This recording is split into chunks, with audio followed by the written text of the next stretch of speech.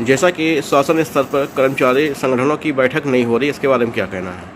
देखिए, जो भी सरकार आती है या जो भी मुख्य सचिव बनते हैं, सभी मुख्य सचिवों द्वारा लगभग समय समय पर, चाहे जावेद उस्मानी जी रहे हों, चाहे आलोक रंजन साहब रहे हों, जो भी रहे हों, सब ने आदेश किए। अभी अभी तिवारी जी जो मुख्य सचिव हैं, उन्होंने भी एक आदेश किया कि भाई समय से बैठक होनी चाहिए और प्रतिमाह बैठक कर्मचारी संगठनों से की जाए, ऐसी समस्याएं न बढ़ें।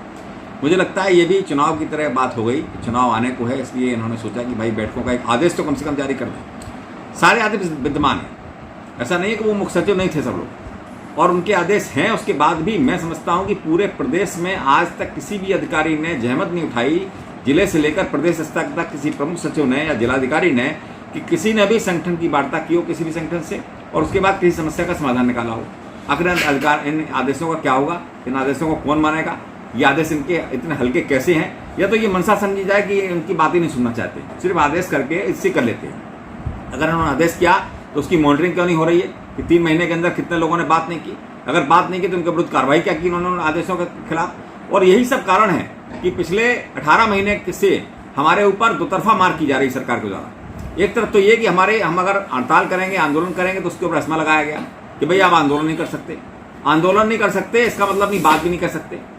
और दूसरी तरफ उन्होंने क्या किया, एक आदेश जारी कर दिया कि बात कर लें।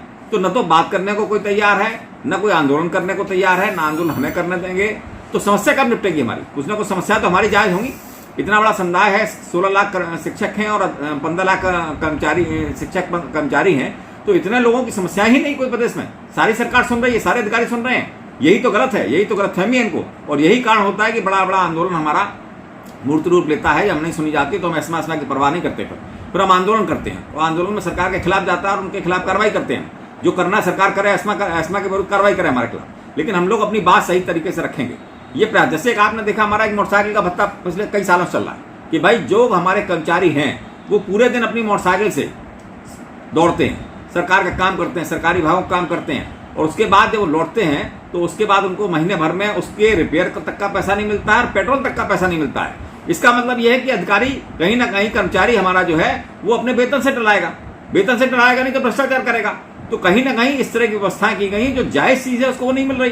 तो आप कहते हैं कि साहब काम ठीक से हो, काम हम ठीक से करने का प्रयास करते हैं, मैंने कभी विरोध नहीं किया कि काम ठीक से न लें आप सुबह शाम तक काम ले कर्मचारी का, लेकिन जो उसका भुगतान है, जो उसका पैसा है, जो उसका उसकी जेब से खर्च हो रहा है, उसका भुगतान होना चाहिए। परंतु ये अधिकारी बेड़ा गर्क करने की स्थिति में है। ये अधिकारी न तो सुनना चाहते हैं न काम करना। जैसा कि शिक्षा मित्र वित्त विहीन शिक्षकों को जो भत्ते हैं बहुत कम मिलते हैं, इसके बारे में क्या कहना है?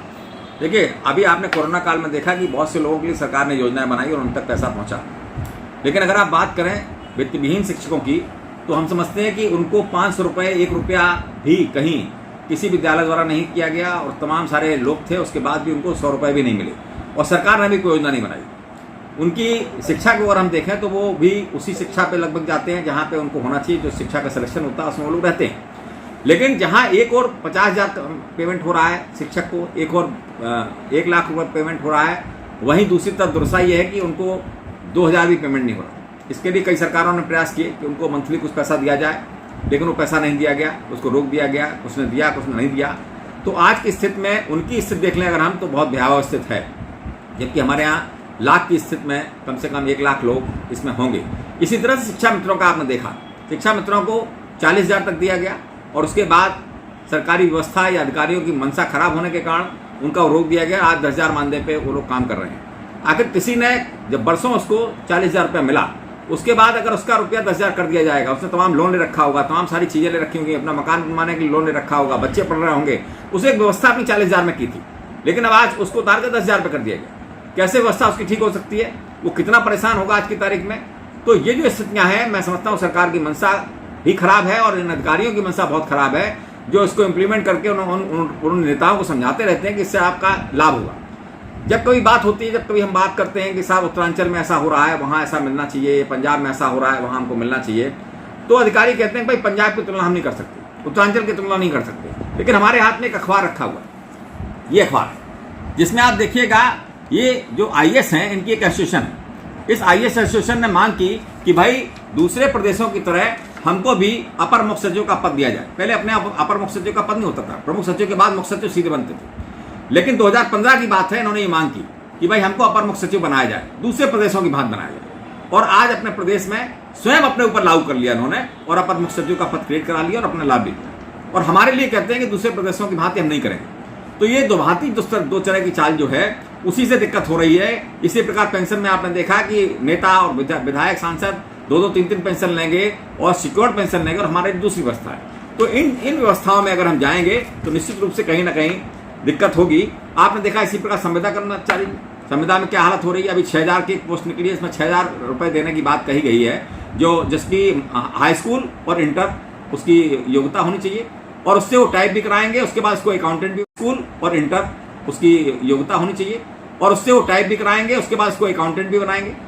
क्या स्थितियां है कि अकाउंटेंट कैसे बनेगा वो, क्या कंप्यूटर नहीं होगा उसके पास में, और 6000 रुपए में उसको रखा है। वहां लाइन लगी हुई है, भीड़ लगी हुई वहां पे। यानी सरकार की मंशा या अधिकारियों की मंशा सिर्फ ये है कि 6000 रुपए में शोषण करिए आप। यानी 200 रुपए में इतना पढ़ा लिखा ग्रेजुएट वो आदमी लेंगे जो कंप्यूटर भी जानता हो, सारा अकाउंटेंट का काम भी करेगा, पूरे अपने सेक्शन का, और वो रहेगा। तो यहां तक गिराना चाहती है। इसीलिए हमें लगता है कि सरकार इसमें कर्मचारियों के विरोध में काम कर रही है। वो चाहती है कि 6000 और 10,000 में जो हमको आदमी मिल रहा है तो हम ज्यादा में क्यों रखें। तो ये शोषण है हमारा, ये शोषण है हमारे पढ़े लिखे बेरोजगार लोगों का। ये सरकारों को चाहिए कि इससे निपटना चाहिए। बेरोजगारी हमने नहीं की है, बेरोजगारी इनके द्वारा की जा रही है, रोजगार में नहीं लगाया जा रहा है। आपने देखा चाइना में तमाम सारी जनसंख्या है, लेकिन वहां पर उनको कहीं ना कहीं काम पे लगाया जा रहा है। वहां लेबर कॉस्ट सस्ती है, वहां का सारा सामान अपने आ रहा है, वो बहुत सस्ते दरों पे आ रहा है। क्यों नहीं सरकार व्यवस्था करती कि गांव-गांव में हम लोगों को काम दे दे, हमारे 100 रुपए 200 रुपए हम एक आदमी को मिलने लगे। लेकिन वो व्यवस्था न करके हमारे उसको जो बेरोजगारी को शोषण किया जा रहा है, ये बहुत खराब है। इससे बड़ी बड़ी कंपनियां पनप रही हैं और हमारे लोगों को बहुत ज्यादा नुकसान हो रहा है। सरकार को चाहिए कि इन तीनों चीजों पर ध्यान दें कि कुछ ना कुछ ऐसा सामान्य स्थितियों में मिलना चाहिए हमारे लोगों को, जो पढ़े लिखे लोग हैं, जो काम करना चाहते हैं, काम कर रहे हैं, कि उनका जीवन यापन ठीक हो। इसमें एक बड़ी योजना बनाने की आवश्यकता है चाहिए। परंतु ये अधिकारी बेड़ा गर्क करने की स्थिति में है। ये अधिकारी न तो सुनना चाहते हैं, न काम करना चाहते हैं, न बात करना चाहते हैं। इसीलिए कहीं ना कहीं आक्रोश फैल रहा है पूरे प्रदेश में और हम समझते हैं कि एक बड़ा आंदोलन का स्वरूप कहीं ना कहीं दिखाई पड़ेगा, जिसको सरकार को झेलना पड़ेगा, इन अधिकारियों को नहीं झेलना पड़ेगा। अधिकारी तो अभी भी हैं, आगे भी रहेंगे और उन सीटों पर बाद में गिरेंगे। सरकार आएगी और जाएगी। इन परिस्थितियों में सरकार को चाहिए कि कहीं ना कहीं इन अधिकारियों के चंगुल से हमारी मांगों को निकाले और उन पर वार्ता करें और वार्ता करके उनका हल निकाले।